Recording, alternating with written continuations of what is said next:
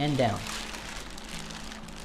And we want this to be nice and flat before we remove the paper, so take that off, press it down real quick, and carefully, slowly remove the plastic. What we want is the shape of the skillet. Now we're going to come through with a little cheese, and what we're going to do is just place it. We have sliced it. Okay guys, and now that we're about rolling this cheese in, our nice little crust, we're going to go ahead and come through our next step. That is some brown sugar. So we're going to go ahead and make some candied bacon out of this. Spread it to the sides. With the heat, it will run down everywhere. Now we're going to come through real quick, and this is going to help us keep those ends down so they don't curl up on us as they usually do when you're trying to make a lattice out of bacon, just like this. And to put a little extra added weight, just a few knives, some butter knives. Go ahead and flip this, 2 bacon strips, and this is going to give us a nice little handle look on our bacon skillet. And we go straight to the oven. Grab that little piece here, and in we go. A low temperature, let that candy up, and the best is yet to come, so stick around. And now our bacon skillet is out of the oven. Guys, what we're going to do, very carefully and gently, grab this plate, put it on top, and we're going to flip this. It is super hot, guys, so be careful. Slowly. Oh, there we go. Now let's pick this up and reveal that beauty. Put that to the side. We got some mac and cheese here that we've been working on. It's got a little herbs, a little parsley inside. Quickly, we're gonna pour it in there. Spread it out nicely. Easy, like that. Come through with a little mozzarella. Spread it out, guys, and we're going back in the oven to get this nice and toasty. Pop this baby in here to get this cheese nice and crispy. Guys, we are back, and I can't be more happy to share this with y'all. Check it out. We've got our burnt end hot dogs here, super glazy.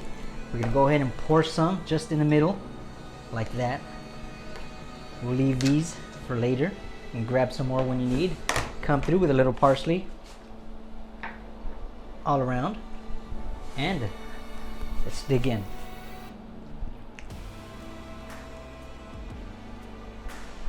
That little twist. Woo!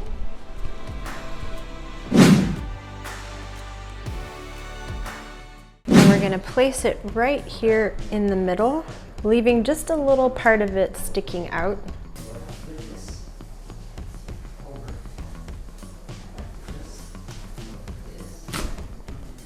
And then we have some au jus and beef broth that's already warmed up. We're gonna add our onions one at a time so that we don't splash that hot juice up on us. And then we're gonna add a little bit more to top it off. We wanna bring this to a boil and let the onions simmer for 10 to 15 minutes until they're really soft. So our onions are nice and soft, so I'm gonna release one from the hot liquid. We're just gonna place it right here on our cutting board. And then we're just gonna pull this back and release this inner part that kind of is like a pearl onion, or almost looks like a pasta shape.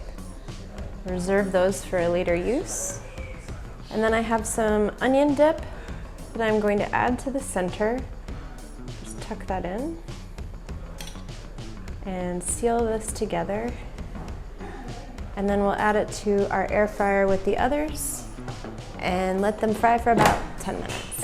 I've got this nice piece of beef tenderloin we'll be using in our recipe today. I'm gonna take my scissors and make a pretty deep incision through the middle of the meat. Not all the way down, but deep enough that we can fold these sides back. All right.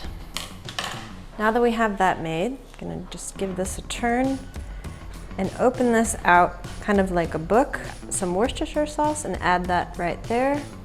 Some mayonnaise to taste, a little salt, some ground pepper, some herbes de Provence, And I have some small rounds of provolone cheese that we're just gonna overlap into the inside fold here.